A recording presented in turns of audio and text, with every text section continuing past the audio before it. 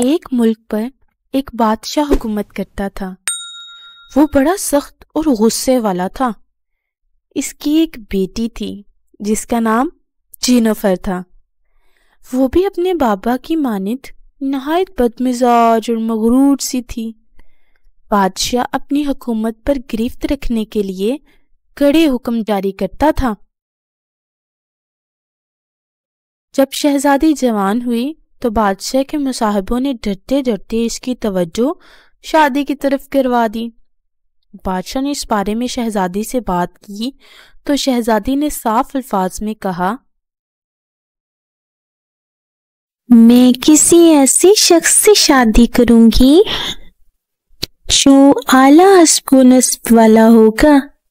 معمولی شخص سے شادی کرنے کا تو میں سوچ بھی نہیں سکتی۔ بادشاہ نے اسے تسلی دی،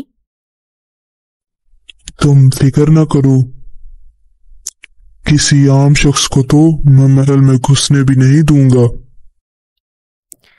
شہزادی نے مسکرا کر کہا، میرے ہونے والے شوہر کو میری 3 شرائط پوری کرنا ہوں گی، اور جو ان شرائط کو پورا نہ کر سکے گا اس کی گردن اڑا دی جائے گی، کیونکہ میں نہیں چاہتی کہ شرائط کی تفصیل کسی دوسرے شخص کو معلوم بھی ہو۔ بادشاہ نے اس کو یقین دلایا کہ ایسا ہی ہوگا۔ ہمسایہ ممالک میں اعلان کر دیا گیا کہ شہزادی کی شرائط پوری کرنے والا شخص ہی شہزادی کا حقدار ٹھہرے گا۔ یہ سن کر ملکوں کے شہزادے وہاں پہنچے۔ جب انہیں یہ معلوم ہوا کہ شرائط پوری نہ ہونے پر ان کی جان جا سکتی ہے تو کئی واپس لوٹ گئے۔ شہزادی کی شرائط کی دھوم ہر طرف مچ چکی تھی۔ پہلے تو کچھ لوگ لالچی اور بہادری کے الزام میں شاہی محل کا رخ کرتے رہے، مگر جلد ہی یہ سلسلہ ختم ہو گیا۔ اب کوئی شہزادی کی طرف دیکھنا بھی نہیں چاہتا تھا۔ بادشاہ کے ملک میں ایک چھوٹے سے قصبے میں ایک باورچی البرٹ رہتا تھا۔ بڑا نفیس انسان تھا۔ عام دنوں میں کوئی یہ بوجھ ہی نہیں پاتا تھا کہ وہ کوئی باورچی ہے۔ شکل و صورت سے کوئی رئیس لگتا تھا۔ البرٹ لوگوں کی تقریبات کے لیے کھانے پکاتا تھا اور کافی داد لیتا تھا۔ ایک دن کی بات ہے کہ ایک رئیس زادے نے مچھلیوں کی دیگ پکانے کی فرمائش کی۔ البرٹ نے مچھیروں کو کہا کہ وہ اسے 40-50 مچھلیاں فراہم کریں۔ شام کو مچھیروں نے اسے مچھلیاں پہنچا دیں۔ جب وہ مچھلیاں بنا رہا تھا تو وہ چونک پڑا۔ ان میں ایک لمبی سی مچھلی نیلے رنگ کی تھی۔ اس کی آنکھیں بڑی خوبصورت تھیں۔ مچھلی نے البرٹ کے ہاتھ میں چھری دیکھی تو رونے لگی۔ البرٹ کو اس پر بڑا ترس آیا۔ اس نے اسے پانی میں ڈال دیا اور نیت کی کہ کام سے فارغ ہو کر وہ اسے دریا میں ڈال آئے گا۔ جب وہ اپنے کام سے فارغ ہوا تو وہ اسے دریا میں ڈالنے جا رہا تھا۔ نیلی مچھلی نے اسے مخاطب کیا، اے نوجوان، تم نہایت خدا ترس ہو۔ اگر تم چاہو تو اس ملک کے بادشاہ بن سکتے ہو۔ البرٹ نے اس کی بات ہنسی میں اڑا دی، مگر جب نیلی مچھلی نے زور دیا تو اس کے ذہن میں سنگدل شہزادی کا خیال آ گیا، جو اب تک کئی شہزادوں کی جان لے چکی تھی۔ اس چھوٹی سی مسافت نے البرٹ کے ذہن میں یہ بات ڈال دی کہ اسے کوشش کرنی چاہیے، شاید ایسے کئی لوگوں کی جان بچ سکے۔ اس نے نیلی مچھلی کو دریا کے سپرد کیا اور واپس لوٹنے لگا۔ ابھی وہ چند قدم ہی چلا تھا کہ قریب زمین پر کوئی چیز ہلتی دکھائی دی۔ وہ نیچے جھک کر دیکھنے لگا تو وہ سنہری رنگ کی ایک چھوٹی سی مچھلی تھی جو پانی سے نکل کر خشکی میں آ گئی تھی۔ البرٹ نے اسے اٹھایا اور واپس پانی میں ڈال دیا۔ مچھلی نے البرٹ کا شکریہ ادا کیا اور پانی میں چلی گئی۔ وہ مسکرا کر واپس لوٹ گیا۔ جب وہ شہر کے فصیل کے قریب پہنچا تو اس نے ایک سنہری ہنس کو دیکھا جو زمین پر لوٹ پوٹ پڑا تھا۔ البرٹ جلدی سے اس کی طرف بڑھا۔ وہ کافی زخمی تھا۔ البرٹ اسے اٹھا کر گھر لے آیا اور چند دن تک اس کی مرہم پٹی کرتا رہا۔ جب سنہری ہنس صحت مند ہو گیا تو وہ البرٹ کا شکریہ ادا کر کے ہوا میں اڑ گیا۔ البرٹ نے اپنے ادھورے کام نپٹائے اور شہزادی سے ملنے کے لیے شاہی محل روانہ ہو گیا۔ وہ اپنے گھوڑے پر سوار آہستہ آہستہ سفر کر رہا تھا۔ اسے ایک کراہوں کی آواز سنائی دینے لگی۔ جب اس نے نیچے دیکھا تو اسے پتا چلا کہ یہ آوازیں چیونٹیوں کی تھی، جنہیں ایک پرندہ کھود کھود کر نکال رہا تھا۔ البرٹ کو چیونٹیوں پر ترس آ گیا اور اس نے اس پرندے کو ہلاک کر دیا۔ چیونٹیوں کی ملکہ نے البرٹ کا شکریہ ادا کیا۔ البرٹ مسکراتا ہوا اپنے سفر پر روانہ ہو گیا۔ وہ جب شاہی محل پہنچا تو اس نے اپنی آمد کی وجہ بیان کی۔ شاہی درباریوں نے اسے سمجھایا کہ وہ ارادے سے باز رہے، مگر البرٹ مضبوط ارادہ باندھ کر آیا تھا۔ بادشاہ کو البرٹ کی اطلاع دی گئی۔ بادشاہ نے اسے شہزادی کے پاس بھیج دیا۔ شہزادی نے اس کا خوب جائزہ لینے کے بعد کہا، میری شرائط معمولی نوعیت کی ہیں، لیکن تمہیں جان گنوانا پڑ سکتی ہے۔ البرٹ نے ہر طرح کی یقین دہانی کرائی۔ البرٹ کو خاص مہمان خانے میں ٹھہرایا گیا۔ دوسری صبح بادشاہ نے اسے بلوایا اور اپنے خاص خادم کی ہمراہ لے کر دریا پر چلا گیا۔ البرٹ خاموش رہا۔ بادشاہ نے ایک چمکتی ہوئی سرخ نگینے والی انگوٹھی اس کے ہاتھ میں تھما دی اور کہا، تم اسے اچھی طرح دیکھ لو، پھر یہ انگوٹھی پھینک دی جائے گی اور تمہیں یہ انگوٹھی دریا میں سے تلاش کرنا ہوگی۔ تمہارے پاس کل دوپہر تک کا وقت ہے اور تم فرار ہونے کے بارے میں سوچ بھی نہیں سکتے، کیونکہ سپاہیوں نے تمہیں گھیر رکھا ہے۔ اور ہاں، اگر کل دوپہر تک انگوٹھی نہ ملی تو تمہیں قتل کر دیا جائے گا۔ البرٹ نے سر ہلایا۔ انگوٹھی دریا میں پھینک دی گئی۔ بادشاہ سے خیر آباد کہہ کر واپس لوٹ گیا۔ البرٹ نے دریا کے بہتے ہوئے پانی کی طرف دیکھا۔ وہ انگوٹھی کہاں تلاش کرے؟ یہ بڑا غمگین معاملہ تھا۔ اسے اپنی موت صاف دکھائی دے رہی تھی۔ وہ دریا کے کنارے مایوسی کے عالم میں بیٹھ گیا۔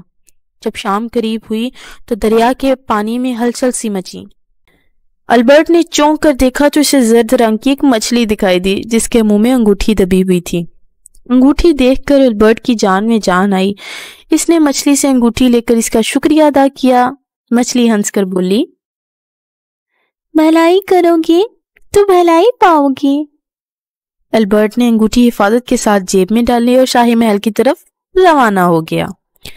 رات سے پہلے ہی اس نے انگوٹھی شہزادی کے ہاتھوں میں تھما دی۔ بادشاہ اور شہزادی شرط کی تکمیل دیکھ کر دنگ رہ گئے۔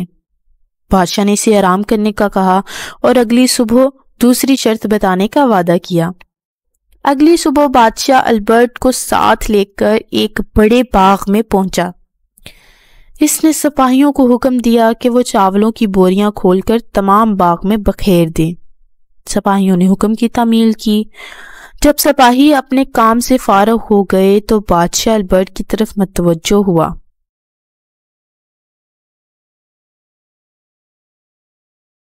نوجوان، تمہارے پاس صرف کل دوپہر تک کا وقت ہے۔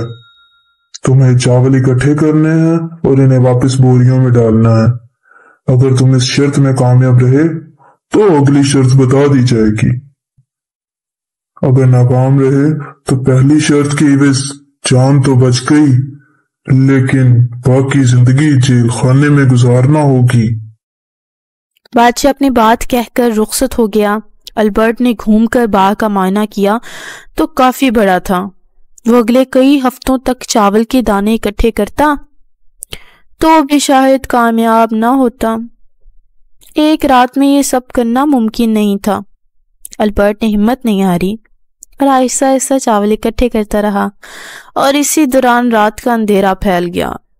اوف، اب تو چاول نظر بھی نہیں آ رہے تھے۔ البرٹ نے خدا کے حضور مدد کی دعا کی اور ایک پتھر پر سر رکھ کر لیٹ گیا۔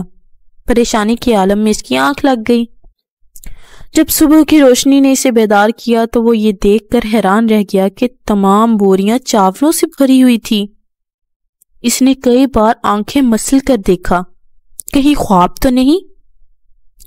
مگر ایک باریک آواز نے اسے یقین دہانی کرا دی کہ یہ خواب نہیں۔ البرٹ نے غور سے زمین سے دیکھا تو ایک چیونٹی دکھائی دی جس نے سر پر تاج پہن رکھا تھا۔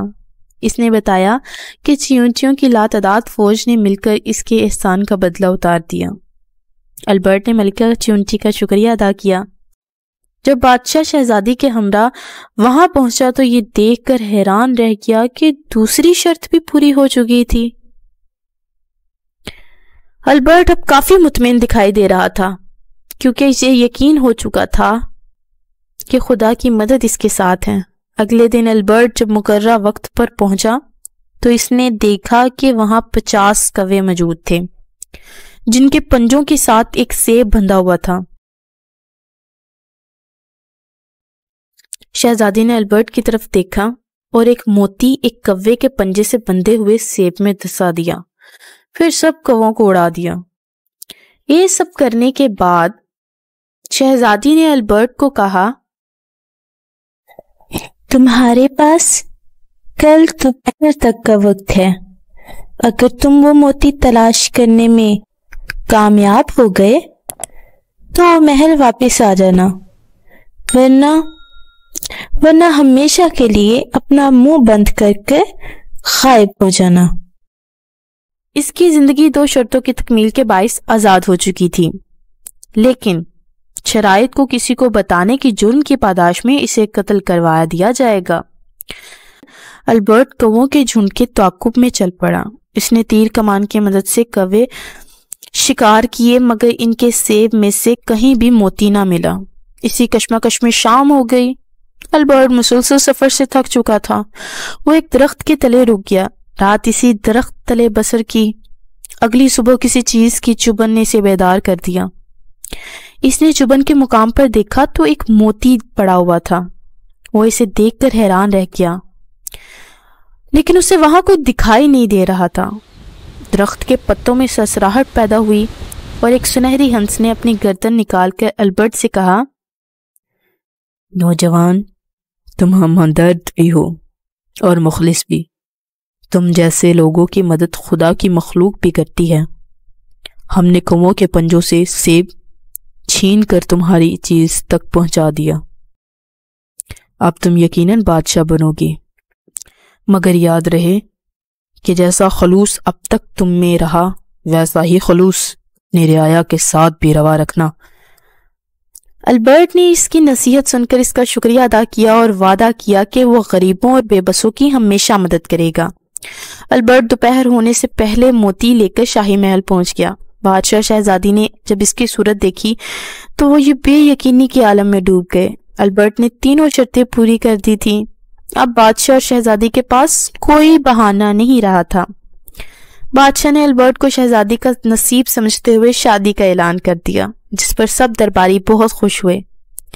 شہزادی بھی البرٹ کی حیرت انگیز شخصیت سے مرعوب ہو چکی تھی، وہ انکار نہ کر سکیں۔